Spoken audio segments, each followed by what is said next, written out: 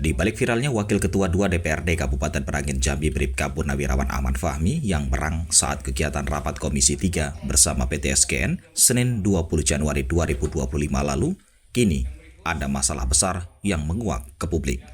Senin 2 Februari 2025 ada fakta yang mengejutkan. Dewan Perwakilan Rakyat Daerah Kabupaten Merangin ketika kembali menggelar pertemuan dengan PT Sumberguna Nabati SGN dan dinas terkait.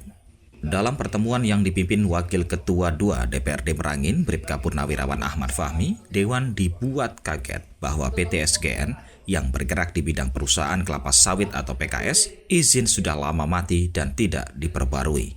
Selain soal perizinan PT SGN, terungkap masalah soal tenaga kerja, CSR, pajak hingga kemitraan untuk kebutuhan pabrik. Untuk tenaga kerja, pihak PT SGN ditemukan tidak memiliki karyawan tetap, melainkan mempekerjakan buruh harian lepas. Dalam hearing tersebut, Dewan pun menyoroti soal pasokan buah kelapa sawit untuk produksi perusahaan itu, yang ternyata tidak memiliki kemitraan jelas.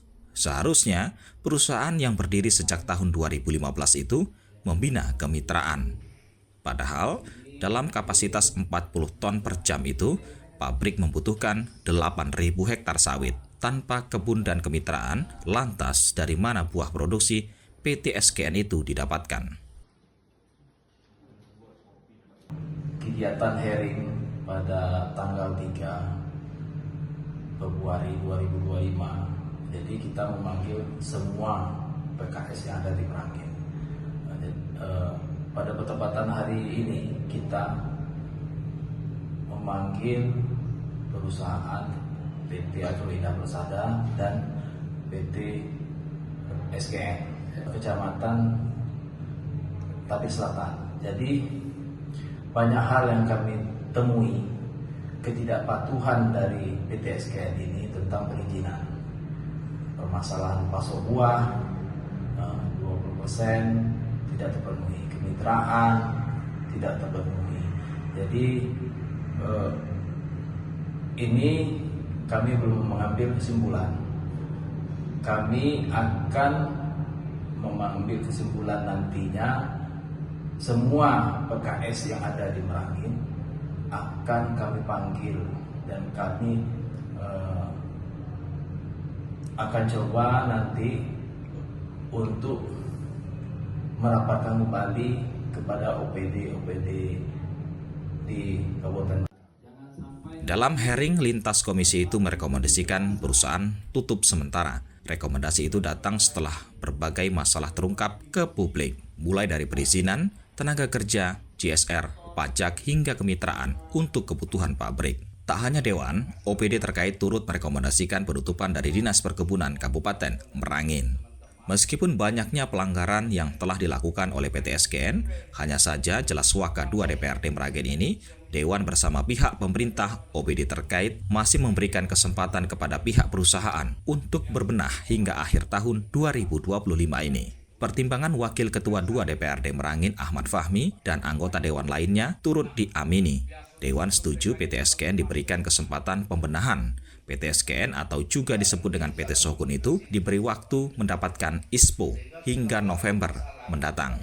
Rekomendasi penutupan ini untuk sementara dibatalkan. Dewan dan OPD terkait melakukan pembenahan terhadap perusahaan yang ada, yang mengingatkan banyak hal yang harus dibenahi PT SGN seperti lingkungan, limbah, dan perizinan yang harus dibenahi. Tetapi begitu, untuk pembenahan, CSR, tenaga kerja, pengawasan dari Dinas Perkebunan, jika tidak diindahkan, maka perusahaan ditutup.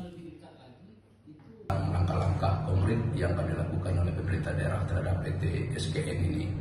Dari pemaparan dalam hearing kemarin, memang banyak kekurangan-kekurangan yang mereka sampaikan, baik itu perizinannya, maupun itu limbahnya, maupun pasok buahnya. Sehingga perusahaan yang berdiri 10 tahun di Kota Merangin sampai hari ini tidak memiliki kemitraan dengan kapasitas 40 ton per jam. Itu kan mereka mestinya mempunyai bermitra dengan 8.000 atau 20% dari itu minimal. Nah, sampai hari ini PT Shogun tidak mampu menunjukkan itu. Nah, tentu ini kan mengganggu tata niaga pasar buah di Kabupaten Merangin. Nah, melihat kondisi-kondisi ini, akumulasi dari persoalan yang memiliki masukan-masukan dari kawan dalam hearing itu berpotensi memang PT Sogo-nya akan dilakukan penutupan, apa itu sifatnya, penutupan sementara atau sebagainya, nanti akan diambil sebagaimana disampaikan oleh Wakil 2 tadi. Nanti kan kesimpulan rapat kan akan diambil setelah semua perusahaan dipanggil. Karena kita 3 minggu ke depan masih memanggil beberapa perusahaan. Ada 10 daftar perusahaan yang kita panggil setiap hari Senin untuk melakukan hearing bersama, begitu dengan OPD terkait maupun lintas komisi. Ya, sementara itu. Dalam hearing tersebut, tak hanya PT SKN yang hadir, melainkan PT AIP turut hadir. Dalam pertemuan itu, PT AIP yang bermitra dengan Koperasi Perkasa Nalotantan atau KPNT tidak ditemukan pelanggaran dan sudah sesuai dengan peraturan pemerintah. Sementara itu, hingga berita ini ditayangkan, pihak manajemen PT SKN belum ada yang bisa dikonfirmasi. Dari Kabupaten Merangin, Tim Liputan melaporkan.